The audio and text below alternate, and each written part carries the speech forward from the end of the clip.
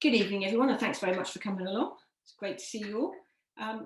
My name is Michelle, and I work for Food for Families. I think I know some of you. I don't recognise all of you.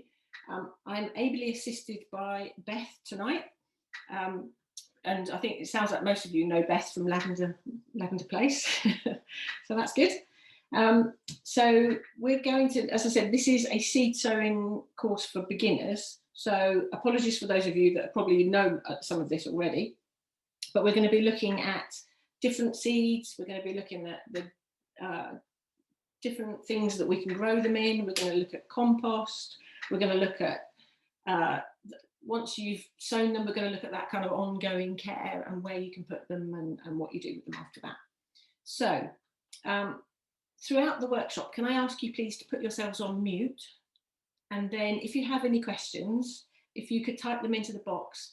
Beth's going to monitor the chat box, and we'll, at the end of each session, I'll ask for questions and Beth will feed me the questions. Okay? So I'll be demonstrating bits and pieces and showing you various things, and hopefully to give you some ideas. And I will sometimes, if I haven't got something here, I'll show you an image of it on my screen. So I'll share my screen. So I'll be sort of coming and going. And if you do have seeds and compost and you want to do some seed sowing at the same time, then that's absolutely fine. There'll be an opportunity to do that.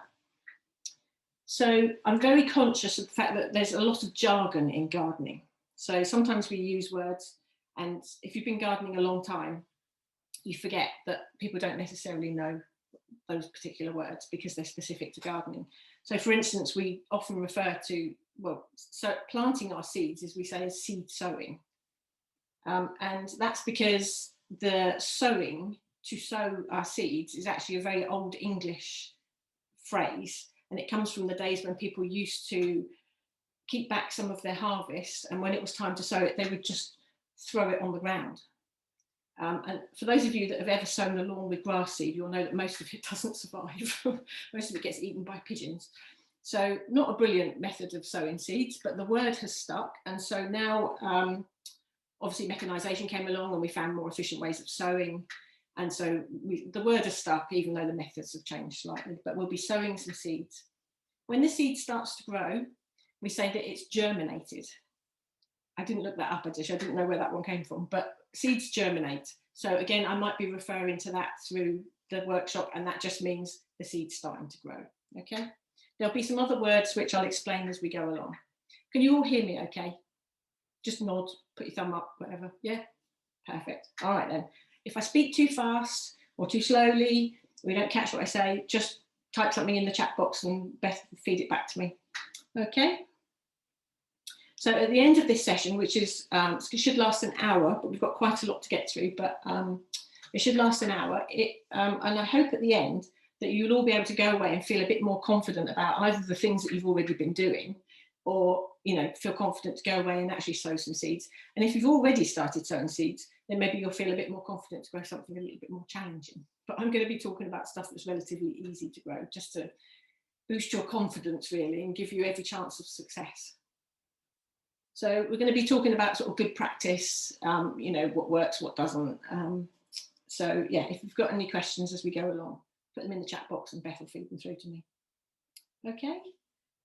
So we're going to be talking mostly about sowing things indoors because it's still February just, and there's not that many things that we can sow outside. It's a bit too cold. There are some things, and we'll be talking about those later when we look at seeds, but on the whole, there's not that many things that we can start now because most things need warmth and they need light. So the sorts of things that we can sow now are things that need a very long growing season. So we're going to start them off early, and then by the time it's warm enough to put the plants outside, our plants will be big enough that we can put them out, and then they've got a head start, and then they've got all that summer to produce tomatoes, chilies, aubergines, those sorts of things. And all these seeds actually need warmth to start growing, so it's best that we start them indoors. So we're going to be focusing mostly on growing things indoors. But you might also sometimes hear people talk about direct sowing. And this means sowing the seeds directly in the ground. But we can only do that when the ground's warm enough. and the ground doesn't really get warm enough until about May. My friend's way of testing, she said, if you would sit on the ground in a thin pair of shorts, then the ground's warm. If it's too cold to sit on, then it's too cold to put anything in it. So that's a good rule of thumb.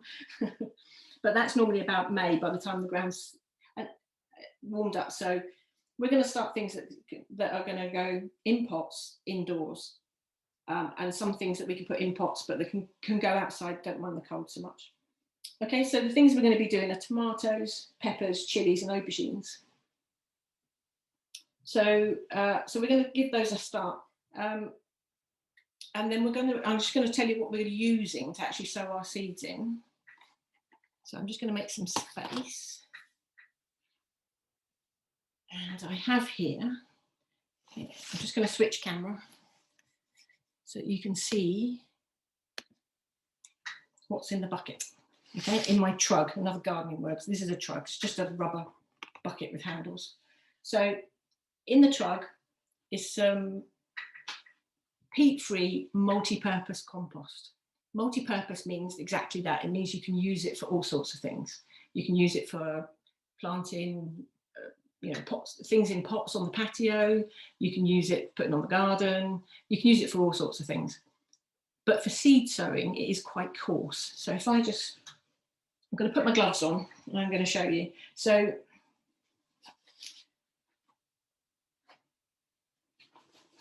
on its own, so it's quite sort of, can you see the texture there? It's sort of quite shaggy. It's quite coarse. So on its own, big seeds would be fine in there, but little seeds, they just might struggle to come through that quite coarse compost. So what I've done is I've added these little white bits, and these little white bits are called vermiculite or perlite, and you can buy it in garden centres, online.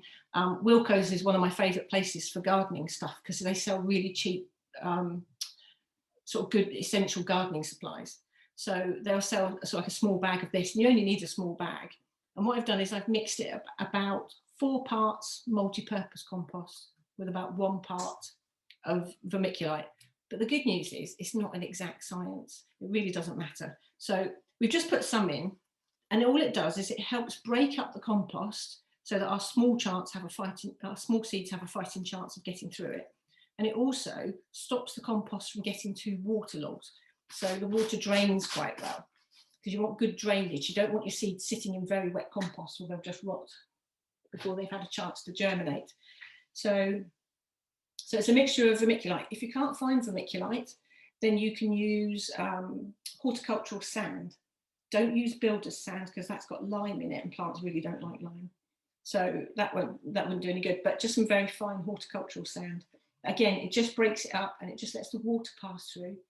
And also both of them also break up the compost so that the roots can sort of find their way through the gaps, which is quite good. So what we're trying to do is give our seeds every chance of success, really. So we want to, put the odds in their favour. So all these little things that we can do, they just help.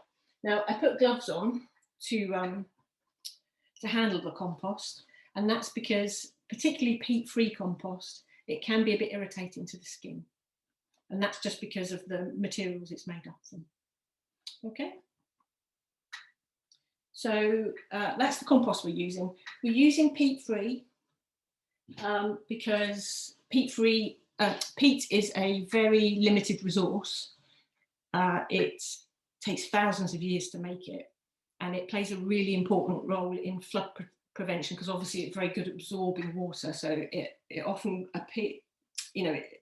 is in places where it's stopping water from coming in, and also it acts as a carbon store. So it plays a role in climate change as well. So we really don't want to be digging that up and using it. So there are lots of alternatives available now. So we certainly use organic if we can get it, and peat-free compost, and we encourage you to do the same. But okay, a little tip: if you keep your compost outside, like I do, it just lives in a bag in the garden. If you're going to be sowing seeds indoors, then what I generally do is I fill up my pots beforehand, before I'm going to sow my seeds, and I bring them in and I let them warm up indoors for a few hours. I mean, who likes getting into a cold bed? It's the same thing for seeds. So we just, again, warm up the compost a bit, and it just gives them a little bit of a head start. So it's not such a shock when you sow the seeds. So that's the compost we're going to be using. Any questions so far? Yes, Emily wanted to know, when would compost not be organic? It will say, if it doesn't say on the bag, then it's not. And you generally do have to look for it. It's not the default. The default is not organic. So then how, in terms of how it's been produced, why would it not be organic anyway? They will have just added lots of, so this is New Horizons peat-free, and it's made from composted green waste, but they will add organic fertilizers to it to give the compost some nutrients for our plants. The non-organic ones will do the same, but they will use artificial oil-based, artificial fertilizers and things. And yeah, we just don't really want to be using those, because we don't really know what they are doing to our gardens and our insides. So yeah, so if it doesn't say it's organic, then it's not. But I was at the garden centre at Winner's Triangle last week, and they had quite a good selection of peat-free actually. But again, it's not the default. When you walk in, what you see is all the classic sort of well-known brands. You've got to go around the back of the other side of the main display, and then they do have a good selection. But you generally do have to look for it, I'm afraid. Thank you. Okay, so we're on to how we actually sow seeds. I could talk about seeds for hours, but obviously we have quite a limited amount of time. But what fascinates me about seeds is that they contain, no matter how small they are, they contain just enough energy and nutrients for a plant to grow. So I've got some, let me switch, which view am I on? Am I on the, where have I gone? Yeah, I'm still here. So here, can you see in this little pot, there's some very tiny seeds. I don't know if you can see those. Okay, these are tomato seeds. So if you were to take a tomato and save the seeds and dry them, then these are from a very small variety of tomatoes, so the seeds are quite small. Okay, but every single one of those seeds has got everything it needs to grow into a tomato plant. And what I've got is I've got a selection of seeds here to just show us, because they do have slightly different requirements. So here, I don't know if you can see these, yeah, little round ones. These are sweet pea seeds. So they're a bit bigger again. And then I'm sure you will all recognise these ones, if you can see them. You see these ones? These are sunflower seeds, very distinctive in their stripy shells. So they're a bit bigger again. And then we've got some peas. So these are just to show you the range of seed sizes that there are. And obviously you get bigger seeds than this as well. Runner bean seeds, broad bean seeds are all a bit bigger as well, but I haven't got them. So yes, and some things like flower seeds can be tiny, like dust, really small. So, but they've got everything they need. And generally, if you think about nature, a seed will fall on the ground, and generally it will rest there until it's time, until conditions are right for it to be able to start to grow. So it's all pretty clever stuff. So the thing to remember with seeds is that the seed knows what to do. We've just got to make sure it's got the right conditions, and then it will do its thing. So we don't really have to worry too much. We just need to give it the right start, and then it will do the rest. So we've got lots of different seeds. So how do you decide what to grow? So some of you have obviously already made a start by the sounds of it. So I don't know if you started with something like this, which is the Sutton Seed Catalogue for this year, which has got thousands and thousands of different varieties of things. I don't know if you can see these. So if you're looking for some seeds, then my first piece of advice would be grow what you like. So if you don't like sprouts, don't grow sprouts. So that'd be my first tip. I once persuaded my mum to grow some Cavolo Nero. I don't know if you can see this up in this. I don't know, you probably can't. It's a bit too small. But black cabbage, it's sometimes known as. It's a form of kale. Anyway, she grew a massive, great raised bed of it, and then absolutely hated it. So a bit of a mistake on my part. But anyway, I made use of it. So yeah, just definitely make sure you grow things that you like. And when you're looking through something like the catalogue, or if you're looking online, they do have little, I've made a note on a couple of pages. They do have, you have to look for it. It will say something like great beginners variety here. There's a little corner, little flag on the corner. So if you're looking through the catalogue and you feel a bit overwhelmed by the amount of things that are in there, then just look for the great beginners variety. And then that, again, will kind of ensure your success. And with every success, it'll build your confidence. And then you can try something next time. But if you're not sure what to start with something that says, it used to say customer favourite, but now it says great beginners variety. So give those a try. We've got a sheet somewhere of the top 10 easy veg to grow. So the sorts of things that we would recommend if you're starting out. Beth, are we able to put that in the chat, or is it up on the website? I can't remember. Sorry. I can put it on the website. I don't think I can put it on the chat unless I can share a screen. Oh, okay. Oh, I could find it and share screen with it, maybe. Or could you put a link to it, or to the web on the website in the chat? That might be yes, something like that. Yeah. Yeah. All right. So we've got a list of top 10 easy things to grow. So yeah, so look out for things that are good for beginners. So I've got a selection of seeds here. I think what I'll do is switch camera again, and then I can show you the packets a bit more close up. So let's try this one. Okay, so this one, you can see that, can't you? Is a packet of seeds. So that was these guys. On the seed packet, there's a lot of information. And again, when you first start out, it's a bit overwhelming. But if you look on the back, what they've done is they generally give you a very nice, simple graphic which shows you. I'll try not to get the light on. It's very difficult with artificial light. Is that better? Can you see that? Okay, so it's got a January to December, and it's coloured coded different bits so that you can see when's a good time to sow it, and when's a good time to plant it out, and when's a good time when you can expect to harvest it. And it always has instructions as well. And sometimes they also tell you at the bottom how long it will take between you actually planting the seed and then you actually getting the harvest. So this one is 12 to 16 weeks. You should have a fine crop of peas. So lots of information on the packet. It is there to help you, but it can be a bit, I say, a bit off-putting. It's also quite precise, which makes me laugh. So this, for example, says, sow thinly, direct into soil. So we talked about direct. Direct is where you put the seed in the soil, not in a pot. And then it says to a depth of 50 millimetres. 50 millimetres is obviously 5 centimetres, which is about that far, that much. So it's quite deep. So it's a big seed, so you can actually put it in quite deep. Okay, so each of the packets will have slightly different instructions. So here, this is sunflowers. So they're a bigger seed again. This one is sow 1.5 centimetres deep. And like I say, it sounds a bit precise, but it's really not that critical. So you just want to make sure that it's the bigger the seed, the deeper you plant it.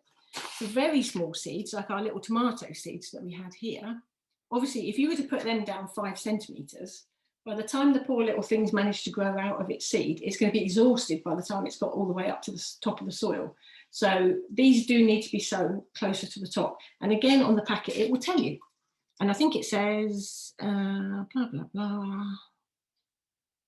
Cover seeds with 6 millimetres of compost. So you can see they're quite precise, 50 millimetres, 1.5 centimetres, 6 millimetres. Really, if you're sowing tomato seeds, and we will do a bit in a minute, then all you're looking to do is just cover it slightly with a bit of compost, that's all. But we'll do a little bit of that in a minute. Okay. So that's seeds. Any questions about seeds? No? Okay. I could talk to you for hours about seeds, about all the different varieties that there are and all the different types, but we're just keeping it simple for tonight. So we've got our seeds. So what do we plant them in? There are lots of ways we can plant our seeds. The classic way is, and maybe some of you are already doing this, is a seed tray. Okay, it's about 30 centimetres long. It's quite wide, so this doesn't really fit on a windowsill. So if you're sowing indoors, it's a little bit big and cumbersome because it's also got holes in. So you're going to need to stand it on something to catch the water when you water. I'm not a big fan of seed trays, to be honest. They're okay if you're growing a lot of something. So if you were growing lots and lots of lettuces or cabbages, then you could sow them all in this tray. And then once they're slightly just big enough to handle, then you've got to move them on and put them into individual pots or plant them out if it's warm enough. And to me, that's quite a lot of work. So I'm quite a lazy gardener. You'll notice a couple of things about me as we go along. One is that I'm quite a lazy gardener, and the other one is that I'm quite thrifty. I don't like spending money if I don't need to.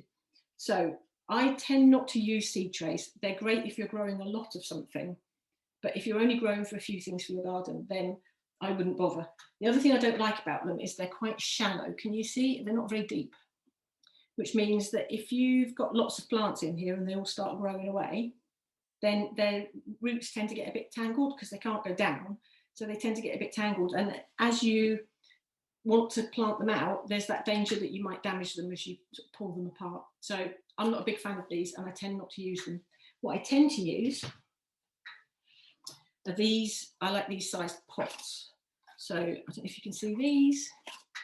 These pots are about, they don't have to be square either, they just happen to be the ones I've got. But the reason I like the square ones is that if you've got a tray without holes in and you've got lots of these pots, then they fit on the tray quite nicely. Whereas round pots, you lose a bit of space because they're round. But that's just me being a bit overthinking it, I think.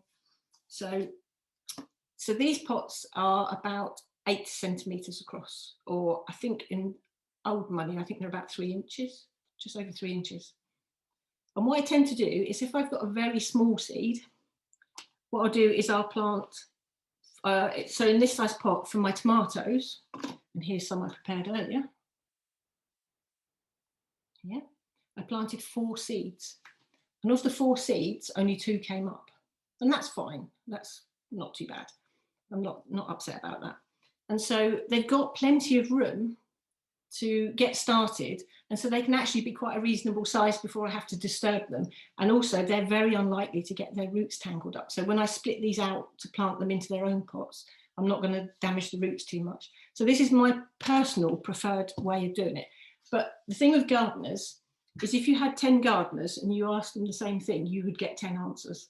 So it just goes to show there is no absolutely right way of doing anything. So really don't worry about it too much. So I try to have a very relaxed approach about gardening. So yeah, so this is my preferred method. Now, if you don't have these pots or anything like them, that's absolutely fine. Because what we can do, there are many other things that we can use. So I have a selection of things to show you. So in our house, we get through quite a lot of spread, you know, you put on your bread. And so these tubs are quite a good size because if you look, they're sort of a similar depth to these pots. So plenty of room for the roots.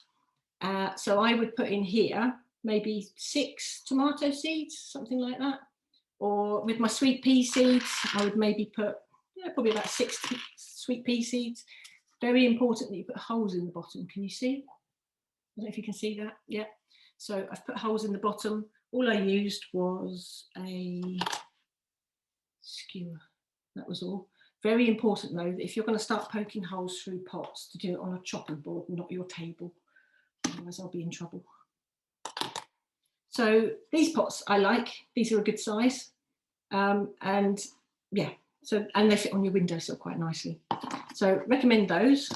The other thing you can use are these sorts of fruit punnets. I think mushrooms were in this one, but you know, these sort of sometimes your vegetables come in these. These are quite good.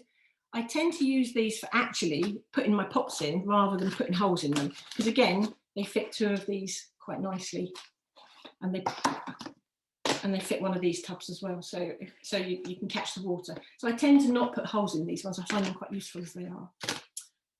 What else have we got? We've got little one of these little throwaway plastic cups, courtesy of Beth, thank you. So these are quite good. I will only put one thing in here because it's quite small, but it's quite deep, so it's got room for its roots. You can use a little paper cup, again, a little disposable cup, and another little plastic cup. So again, all worth using and saving you money. The other thing you can use is, this is a, what do you call it, Tetra Pak. So this had milk in it. And so I've just rinsed it out, cut it down, put some holes in the bottom, and it makes a perfectly good pot. So that works fine. You can also use an orange juice carton, same thing, because it's sufficiently sturdy that it will cope with having compost in it. The other thing you can do is these sorts of yogurt pot type things. Again, holes in the bottom. So I have a selection of these. These again, probably only put one sweet pea seed in there, or one pea, but you'd probably get about 3 or 4 tomato seeds in there. What else we got? And then finally, oh no, 2 things. The other things you can use are the insides of toilet rolls. So the little cardboard tube. And so what I've done is I've just folded over the bottom and then stood it in another mushroom tray. And as you can see, you can get quite a lot in there. And then these would be ideal for something like sweet peas, because sweet peas do have quite a long root. And so the good thing about these is once you've planted them up and your seed has started to grow, you can put the whole thing in the garden. You don't need to disturb the roots at all. So you can use those. The only thing with these is you have to make sure you don't overwater them and make them go really soggy, because otherwise the cardboard goes a bit mouldy. But yeah, we'll talk about watering as part of our plant care. And then finally, the other thing you can do is you can make these newspaper pots. So these are quite good. Again, same thing. You could use, I would use them again for something like sweet peas, where you don't want to really disturb the roots. Just sow one and then plant the whole thing out, because of course the newspaper will just break down and disappear. And again, standing in one of my trusty mushroom planets.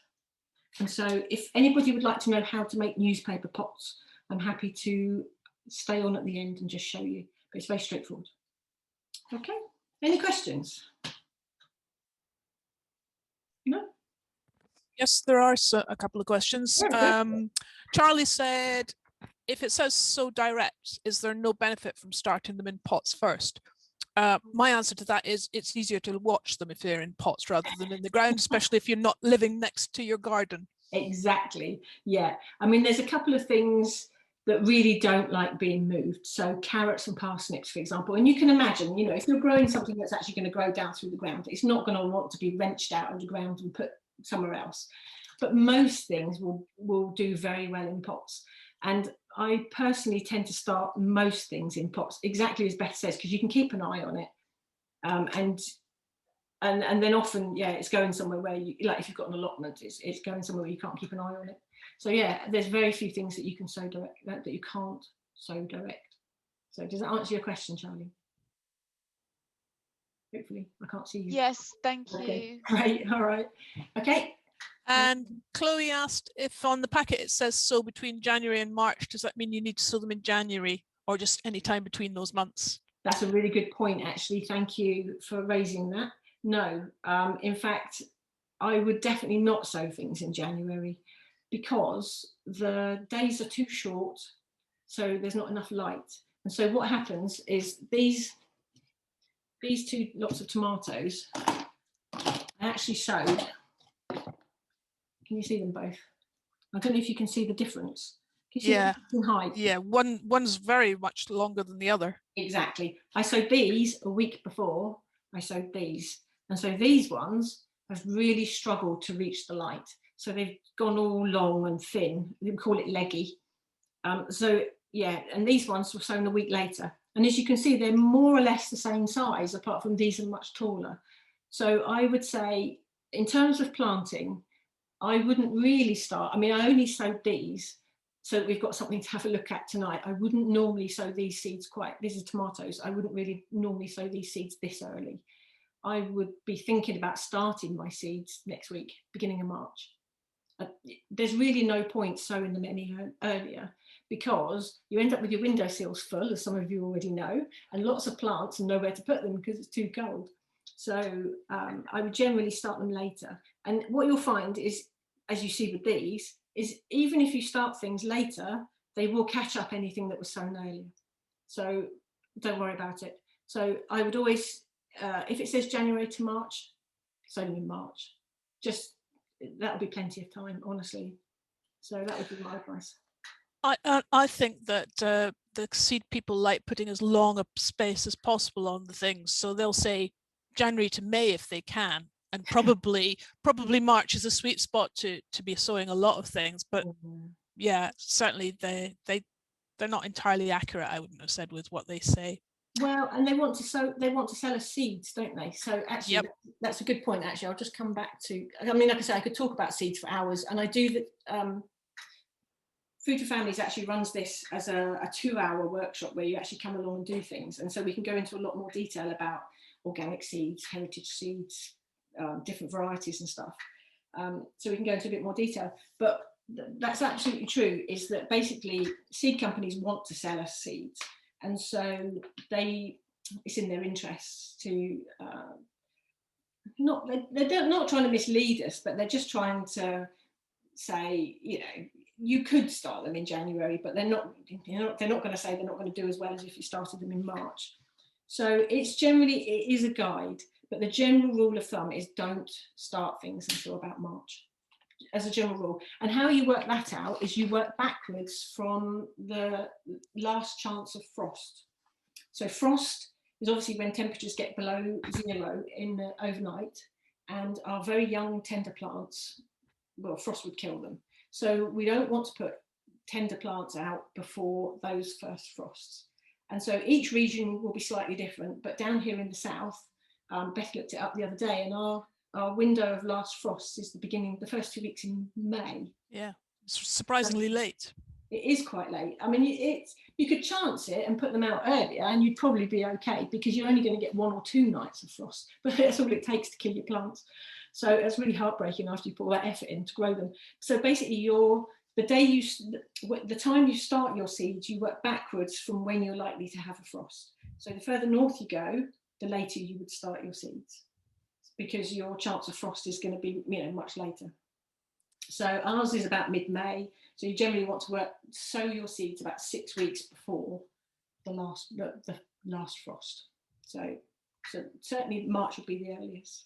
And also you have this problem with light levels. Light is, you know, very weak at this time of year. It's starting to get a bit stronger, but plants obviously need quite a lot of light, and you end up with straggly plants if you start them too early.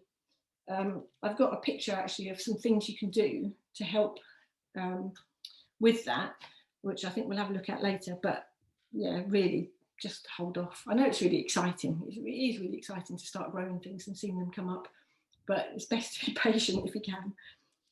So there's another couple of questions maybe. Yeah. Emily wanted to know if there were seeds which shouldn't be grown in toilet rolls.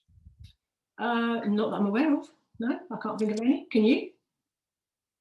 Apart from carrots, which I tend to do direct. Yeah, exactly. Yeah. So carrots and parsnips we wouldn't move anyway. But yeah, I think pretty much anything would be all right in a toilet roll, to be honest. Yeah, I was wondering, firstly, because I've been saving toilet rolls for months, I've just got bags of them, so they're going to be used a lot. But I was also, just because you're talking about sweet peas having long roots, I was wondering whether there's anything that has like wider roots that. Okay. They all start off with quite a small. I've got one to show you later, but no, it's fine. I mean, there's some things that benefit from being grown in what's called a root trainer, which does encourage them to have very long roots. That's things like sweet potatoes, but they're pretty unusual. So, you know, yeah, you wouldn't grow those in toilet rolls. But yeah, no worries. And Maria wanted to know if seedlings are leggy, are they still viable? Yes, they are. Yeah, absolutely. They're just a bit more prone to, I mean, like these ones obviously going to be a bit, oh, I've got them on camera anyway. The tall ones are going to be a bit more prone to wind damage or anything when I put them out. So they're just going to need maybe a bit more support. So you would just tie them into a cane. But you do that with tomatoes anyway, these particular ones. So no, they're absolutely fine. They're just not great. With some plants, what you can do is as they start to grow, you can pinch the tops out and then that'll make them more bushy. that wouldn't work in the case of these tomatoes, because these tomatoes are a variety that we tend to grow one long central stem, and then the fruit comes off of that. So if you pinch the top out, you'd have a very small tomato plant and no fruit. So that wouldn't work. But no. But what I would do with the tomatoes is pot them on deeper. Yeah, I wasn't sure if you could do that with tomatoes, actually. You certainly can do that with things like brassicas and cabbages and stuff. So if you've got a really, I'm going to switch camera again so you can see the plant.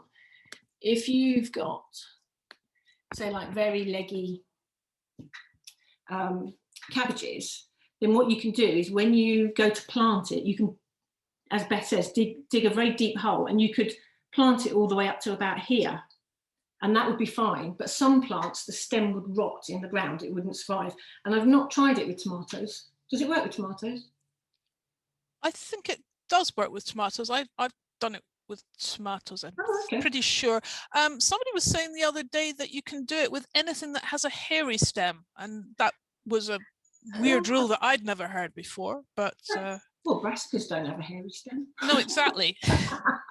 Okay, I don't know about that one. I mean, the thing to do is, if you've got two plants like this, you plant one normally and you plant one deeper and see what happens. That's what I do. I'm a great one for experimenting. If somebody tells me something, I'll give it a try.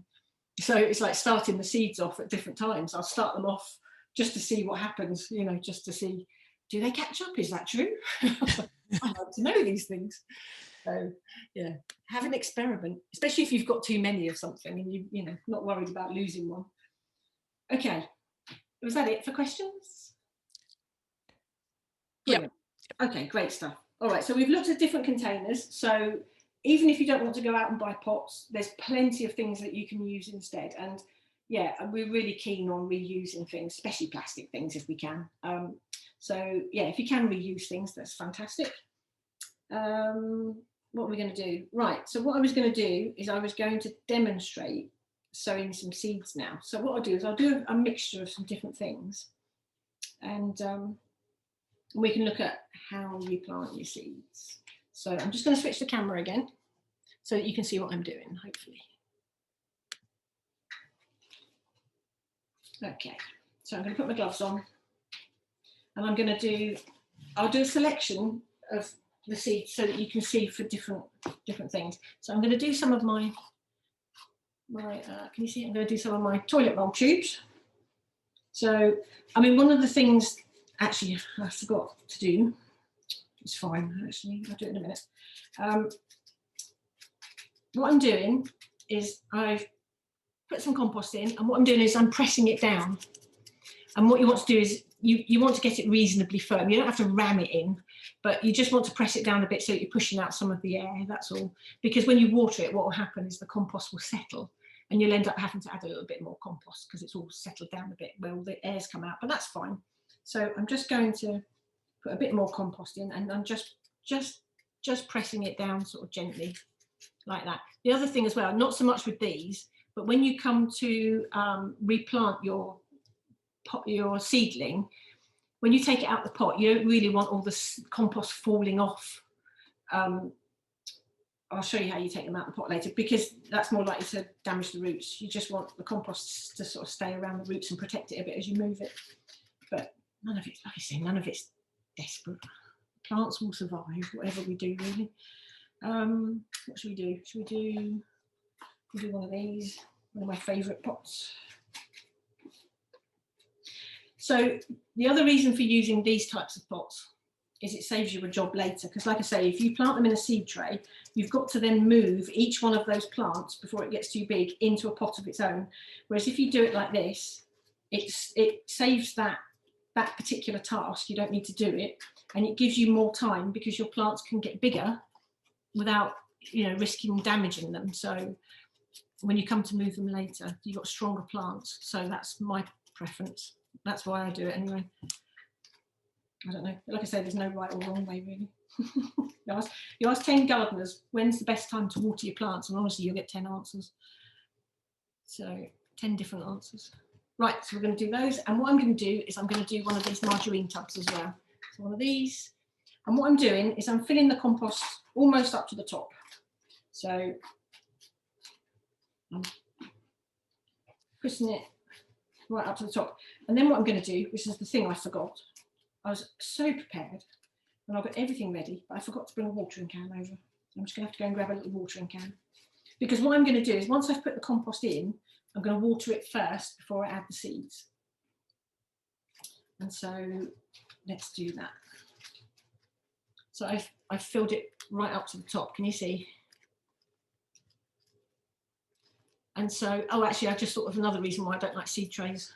And that's that because they're not very deep again, because they are relatively shallow compared to a pot, then the compost dries out much more quickly, which means you've got to keep a much closer eye on it to make sure that it's not going to dry out.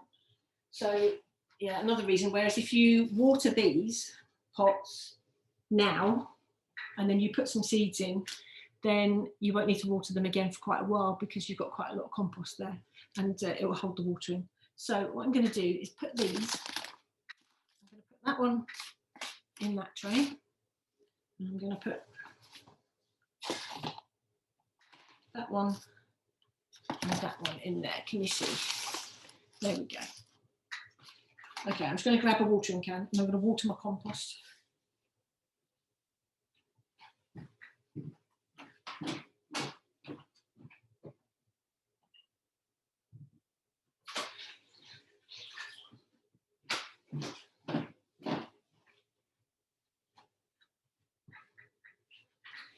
No, what I should have done actually is I should have prepared some of these early, like Blue Peter style.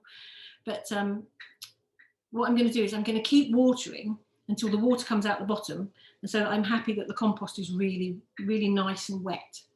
But I want it to obviously drain out. And then once that compost is nice and wet, we can put our seeds in.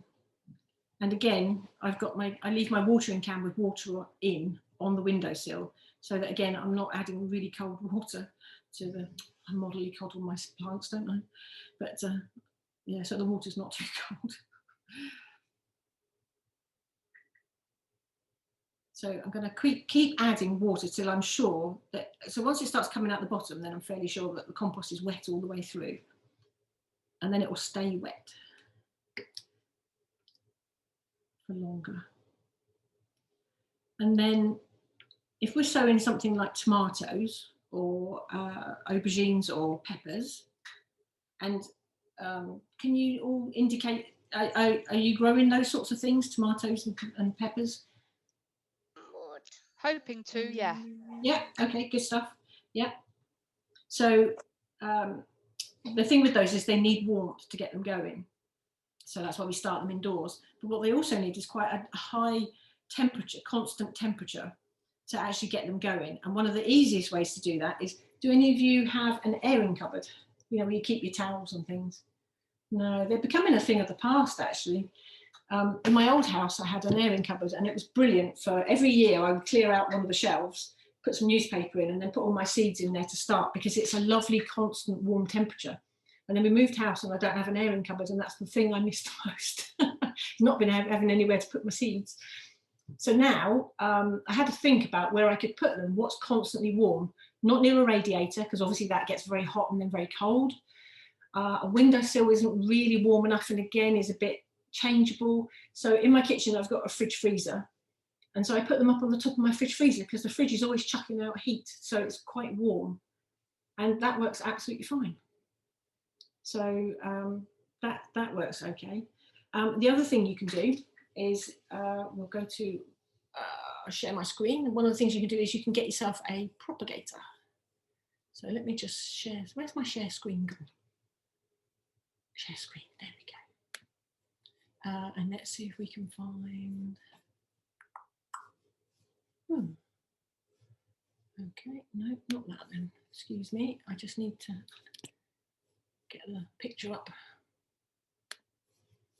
Okay.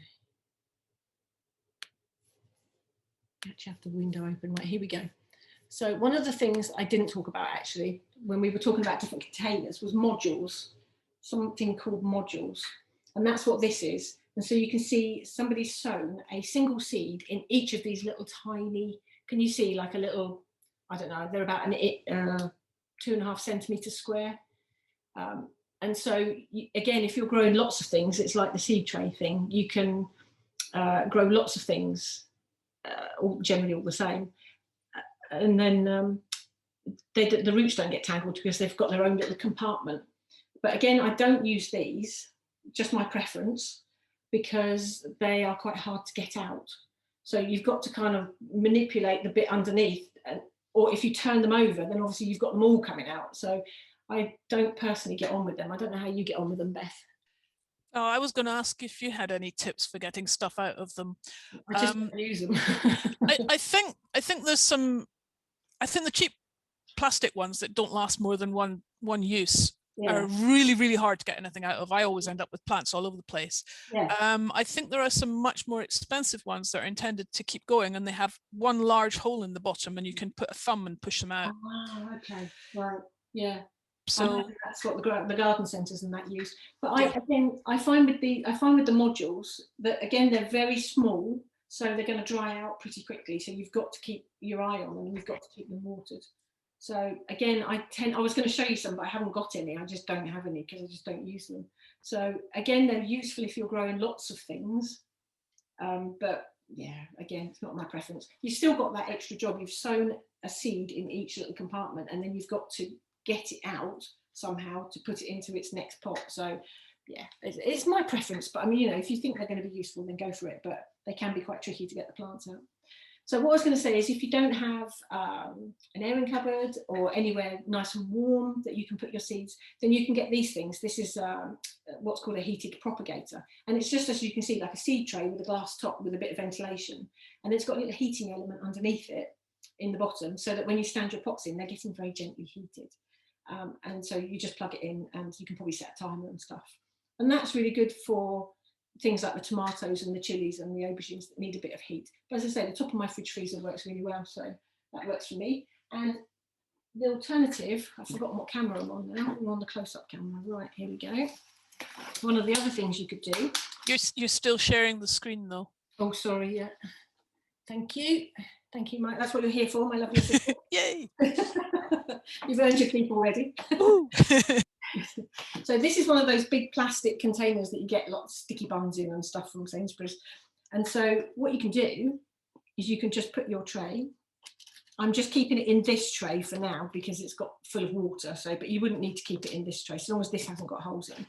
And then you can put this somewhere light and warm with a fairly constant temperature, but it doesn't need to be in the airing cupboard or on top of the fridge.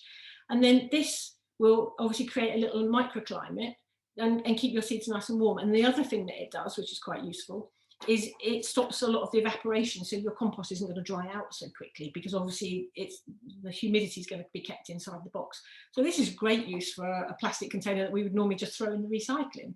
So this is a great idea, really good.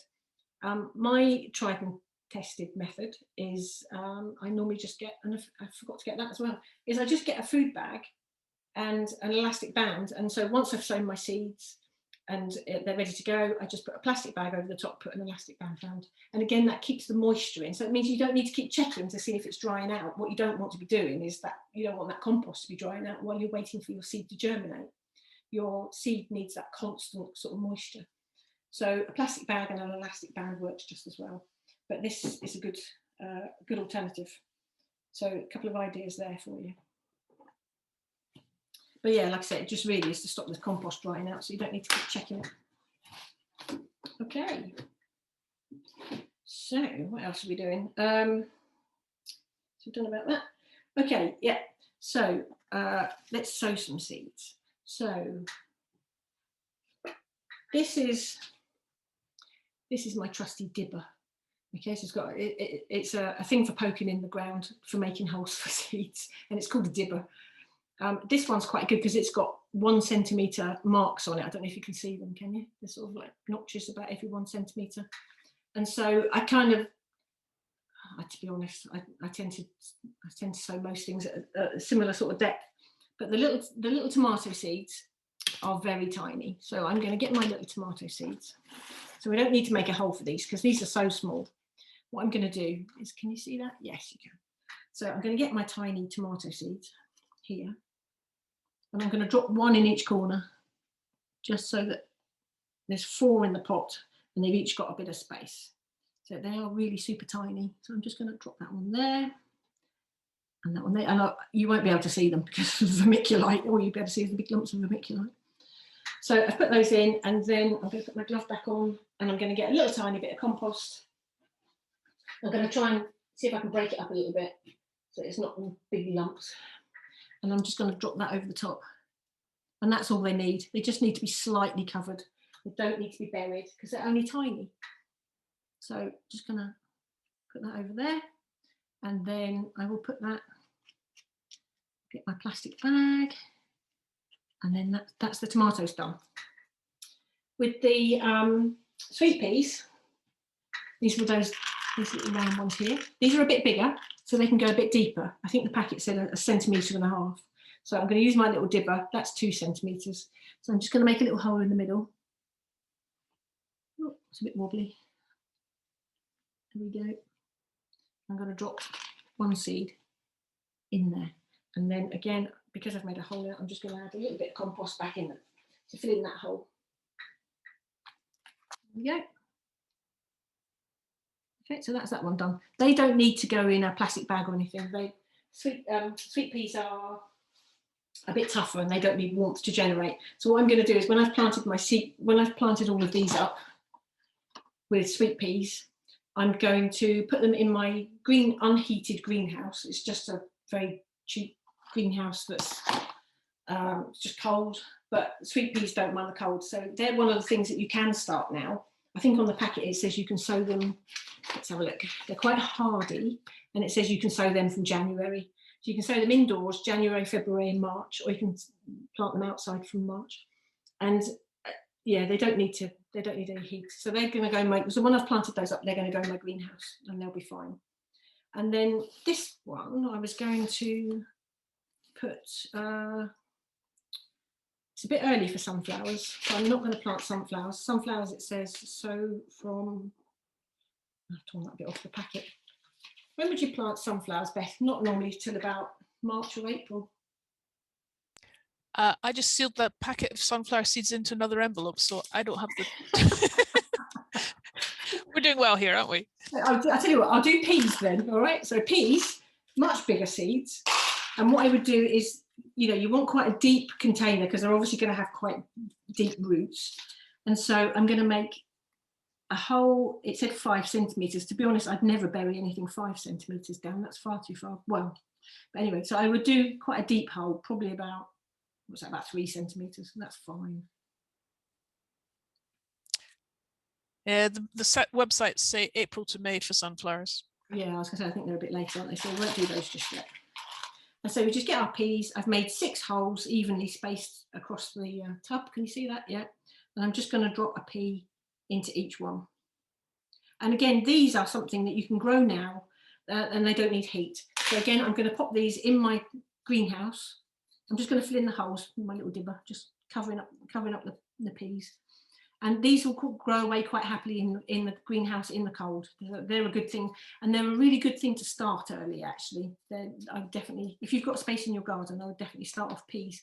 Peas, it will say on the packet that you can sow them direct, but peas are notorious for not coming up, not germinating, or they either germinate and we think that mice eat them, but we're not quite sure. Unless you've got one of those cameras that actually records activity in the garden, you'll never know for sure.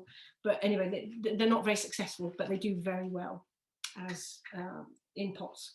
So there's our seeds that we've grown, planted. One of the things I would really recommend, and I really should take my own advice, is that now we need to label what we've sown, because I do this every year. I always intend to label things, and then I always forget, or I don't know, the label falls out or something, and I end up muddling up my cucumbers and my courgettes and my squash plants because they all look the same. But we've got definitely good practice is to definitely label your seeds. So I get these. You get these in a packet of about 100 from my favourite gardening shop, which is Wilko's. And they're about £1. No, not £1. I can't remember. About £1 for 100 or 500 or something. And so these you can reuse them. If you use a felt tip pen or something, you can wash it off and then you can reuse them, which is quite good. I tend to use a permanent marker. This is a Sharpie permanent marker because the weather otherwise tends to wash everything off. But again, you know, eventually it wears off and you can reuse them. So that's quite good. My mum uses a pencil, but I can't read it. So I have to use a pen. So some people label the date or put the date that they sow things on.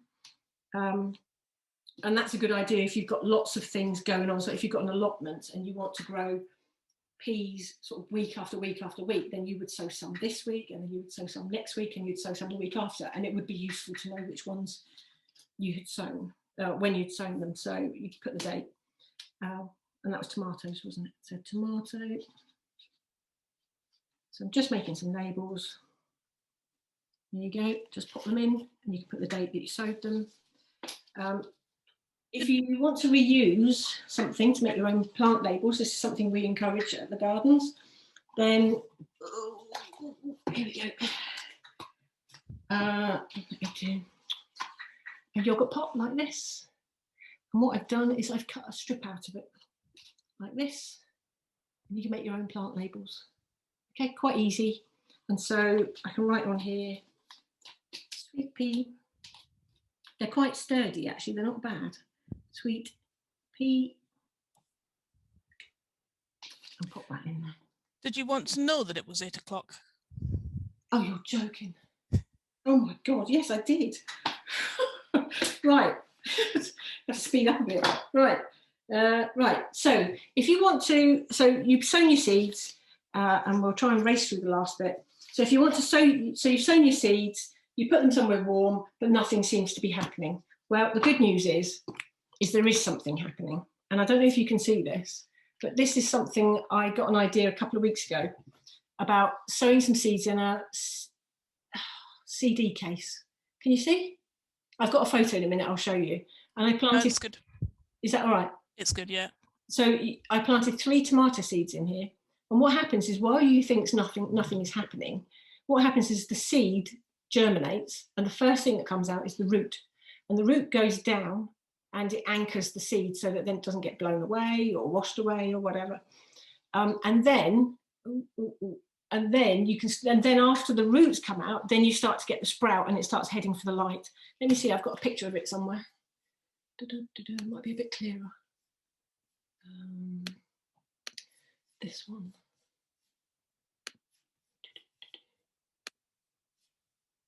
And so you can see what I mean about the fact that I like experimenting. So I saw this and I thought, oh, that's a good idea. So what you can see is the long white root. And if you zoom in a lot, you can see, I don't know if I can. Can I? Yes, I can. You can almost see the little white hairs. Can you see the white hairs on the root? And so you get a lot of root before the seed's actually even broken above the soil. So while you think nothing's happening, be patient because there is something going on. It's happening underneath the under the soil. So that's what's happening. So you get the root first, then you get the shoot, and then what you get. If we quickly go back to, where's my other document? That one. Quickly go up to the top. So the first shoots you get are these. And all seedlings tend to have these very plain, simple leaves. And then as they start to develop, within about a week, you'll get what's called the true leaves. And then you'll start to see these leaves with a bit of shape. And you can see these are tomato leaves. So my tomato plants are not quite at that stage yet. So these are what's called their true leaves. And when you get the true leaves, you can start to, it makes it a bit easier to identify them. And these true leaves are the ones that start using chlorophyll to then take in carbon dioxide and turn it into food for the plants. So, so be patient. The seed packet generally gives you an idea of how long they'll take to germinate. So on the peas, it says 7 to 10 days. So if after, about 7 days, I would expect that you'd start to see something poking up through. So was there anything else in here I wanted to show you? Can I quickly show you? Oh yeah, this is if you started your seeds quite early and you needed to give them more light, you can make them this kind of foil enclosure to reflect light. But so the easiest thing is just to wait. What else? Oh, we were going to do pricking out and potting on, but we're going to do that if you're okay for time. Otherwise, we'll stop. What else we got? Modules we looked at. Propagators we looked at. Another cheap and easy propagator. Same thing as putting a carrier bag over it or putting it in your donut box. So again, you're getting this nice condensation and keeping the moisture in. This is a cold frame. Oh yeah, we wanted to talk about what we do with our plants when we've finished. When they've come up. When your plants have come up and they've got to be a good size, and that's bigger than these are at the moment. So when they've got their true leaves, then we want to... Michelle, your video is off. Yeah, I just realised. I think the camera's gone to sleep. There you go. I switched it back. Oh, what are you doing? I think it went to sleep. There we go.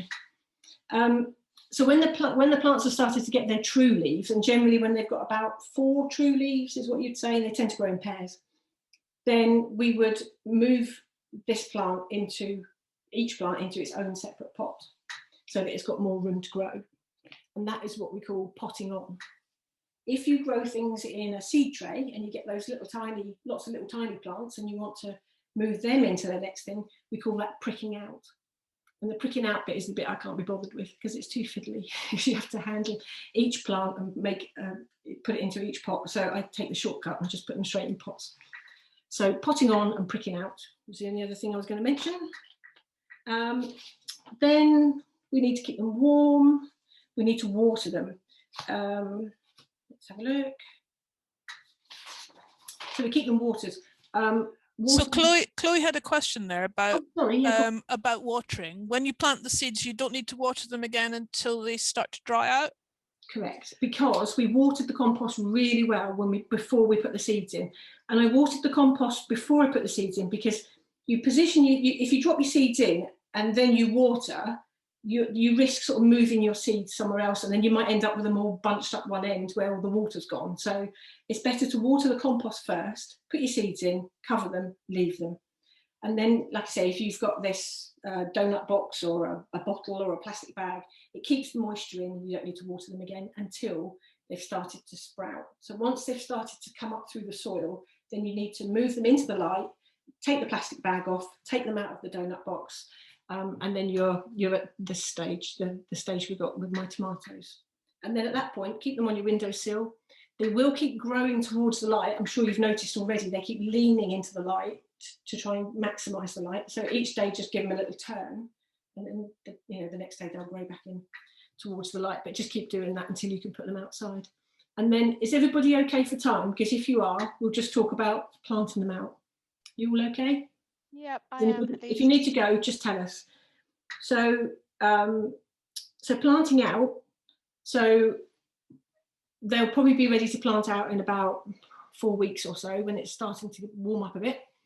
And what we would be doing is each day we would put our little seedlings outside. We'd put them somewhere nice and sunny if possible. And then we would bring them in at night. And this is a process called hardening off. You might have heard people mention it. And so what it's doing is it's just getting your plants used to being outside. But the other thing it does is your plants have been mollycoddled quite a bit. They've put on lots of growth and they're quite tender and they're nice and very attractive to slugs, shall we say, because they're nice and tender.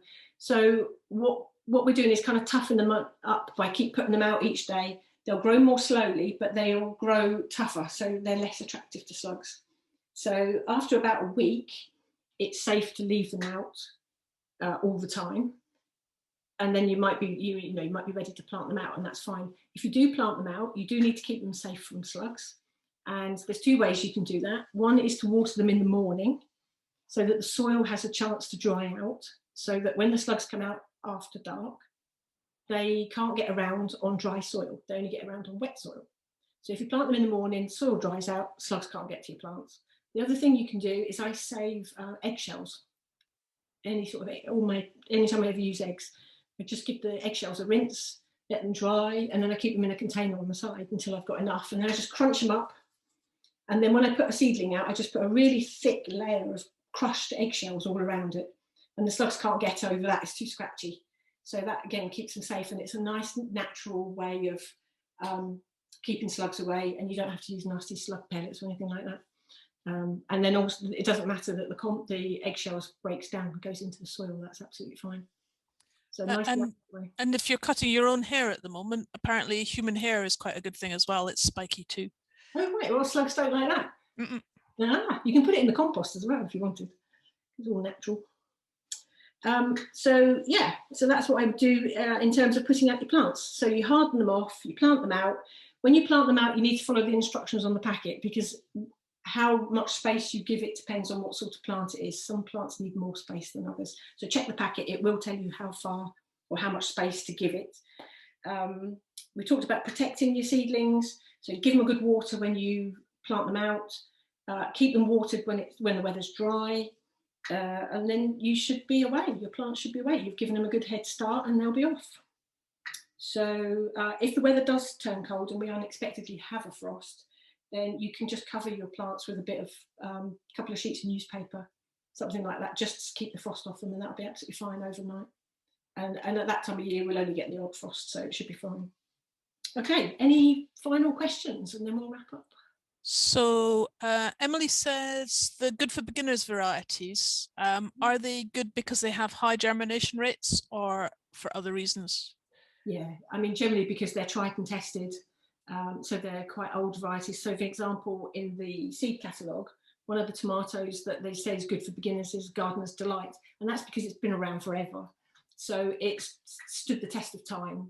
And it's got a good germination rate, and it's not, it's pretty tough. It will survive it will probably survive a bit of overwatering or a bit of underwatering. So it's got good qualities that have made it very popular. So there's a reason why it's popular, and that's because it's relatively easy to grow. So so they're good ones to start with. And Chloe said, how big do you leave the plant until you prick them out? It doesn't really matter, to be honest, but there is one thing that's very important when you do pricking out, which I can't demonstrate because I haven't got anything, is that you handle the plant by the leaf, not the stem. So when you want to get this out, what I would do is I would get a dibber or a pen or something. I would hold the leaf, and then I would push the dibber down underneath the plant to loosen the compost, but you would pull it out by its leaf, not the stem. If you crush the stem, then it's going to make it really difficult for the plant to survive. Whereas if you just crush the leaf a bit, it'll get over it. So one of my favourite gardeners is a guy called Charles Dowding.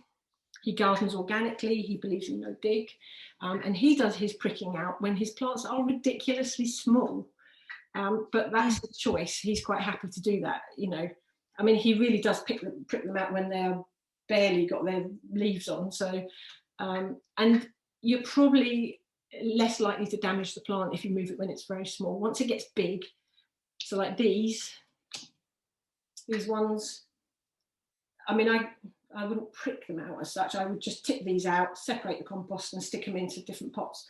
So they would take a bit of handling, but much bigger than that, you don't really want to, not in a seed tray or something small. You'd want to, put them into a bigger pot. I'd put those into a bigger pot quite soon, actually, once they've got their first true leaves. Yeah, I had always been taught to leave it until they had the first true leaves, and then I saw Charles was busy doing it straight off. It's like, oh, okay. Maybe I need to do some experimenting with that. You must have the patience of a saint. Yeah. I was going to ask, you've got clear punnets, the fruit punnets. Do you find that there's any difference in growing in those to margarine tubs? Does the clear... Is there no problem for the roots? No, not at all. We use a lot of these down at the base when we're growing for the community gardens, and they're absolutely fine. These are really good because they're quite deep and quite big. We use these for big seeds, so we would grow broad beans and runner beans and French beans in these, and no, they grow absolutely fine. No problem at all with them being clear. Doesn't seem to make a difference. Cool.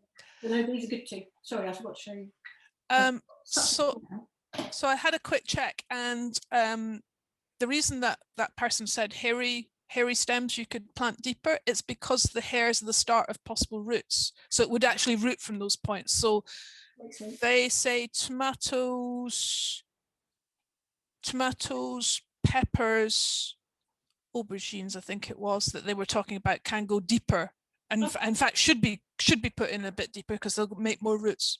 There you go. Okay, so yeah, so for these ones, because they're a bit wobbly, I would now try definitely planting them so that maybe, you know, half, maybe even more of the stem is actually in the soil. There are some things that just wouldn't tolerate that, but if that works, that's, yeah, it makes sense. Heavy roots make sense.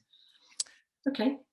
My problem that I always have is when I do modules and then I'm germinating them, they don't all germinate. When do you know to take it out of to take the lid off? What point do you decide to go for it? And I think when the majority of them are up. If some of them haven't come up, they will still come up even if you've taken the lid off, if they're going to come up, but the chances are they're probably not going to. They'll all germinate about the same sort of time. So if more than 3/4 of the seeds have come up, then go with that. Okay. Don't wait for them all to come up. No. So, but I don't have to try and take them out when the first couple are, and try and get half of the module out or something. Just leave it until more. Yeah, exactly. Yeah. Okay. That's the trouble with modules. It's all or nothing. You've got to do them all, or you've got to leave them. So yeah, that's why I'm not keen on them. So I prefer to use pots. Okay. Any other questions? No. Okay. Excellent. Not in the chat. Is anybody still here? Hello, hello. Yeah, no, they're still here. So just a final couple of things. So just a quick recap. Basically, the bigger the seed, the deeper you plant it, and don't overwater. We didn't really talk much actually about watering the seedlings. So once your seedlings are this big, I would make sure the soil has dried out on the top before you water them again, and then I would water them very little, just enough, just to give them a bit of a drink. Don't leave them standing in water. The most common killer of seedlings is overwatering. That's the most common problem people have. So just water, as they say, very sparingly. So just enough. Don't leave them standing in water. So sorry, I've got a question. Yeah, go for it. So I've been watering my seeds every day because when I check on them in the morning, sometimes the compost is dried out. Okay. I only do like a little bit of watering. Yeah, that's fine. Yeah. Okay. Yeah, that's fine. As long as they're not standing in a tray full of water. Okay. So, no, because that means the compost is constantly saturated. And are your seeds germinating? Are you getting seeds? Only one set has germinated so far. So I planted, I sowed some chamomile in like an old oat milk carton, but I didn't plant them like that. I just went and now they've all sprouted, and now I'm like, I don't know how to get them all out because they're all right next to each other. Okay, that's definitely a case of pricking out. So what you do is get some more pots lined up with compost in and make a hole in each ready to put the new plant in. Get something like a dibber or a label, and just holding the leaf, just pull each one out. Okay. Put it in its own little pot. So they're only really tiny at the moment, but should I do that now? As soon as they're big enough for you to be able to handle. Okay. Because you've got so many in there, if you leave them too long, the roots are going to get really tangled. And you can separate them, but there's always the risk of damage. As you get more experience, you'll learn that actually you can start pulling plants around quite a bit. But to start with, you don't want to do that because you'll end up with half dead plants. So just wait for them to be big enough to handle, and then just loosen the compost, and then see if you can just tease it. And so when you're pulling it, just feel, you'll feel a bit of resistance.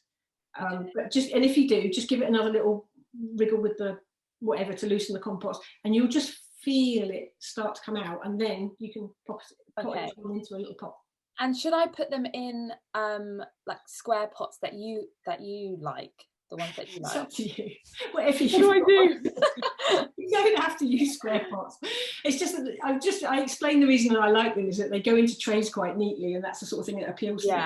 But there's no reason why, if you've got margarine tubs and stuff, I'd put maybe 6 little plants in there. 1, 2, 3, 4, 5, 6. Okay. That would be fine. Use whatever you've got. It's fine. You don't have to go out and buy. Please don't go out and buy square pots. Yeah. Okay. So, and then sorry, I'm completely taking over the workshop. Should I then water the compost and then put them in, or put them in the compost and then water them? I would always water the compost first, because as you water it, it will settle. And so then you'll see that you need to add some more. And then then water it again if you need to add some more. Make a little hole, put your little new plant in, fill the hole around it, and then water it again. And then that will settle all the soil around its roots. So yeah, so it will need to drain for quite a long time. Okay, great. Okay. Can I please show you some seeds that I've grown? Because I keep looking at them and I'm really worried about them. I'm not really sure what to do. Let me just go get them really quickly. Yeah, go for it.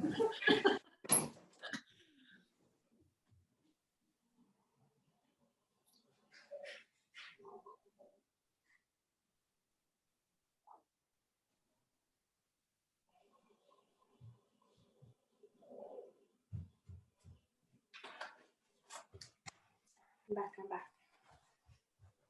So my windowsills are like round as well. But these are cosmos. They're probably a bit early, but I'm getting them going. That's what They just look a bit like wafy and a bit like.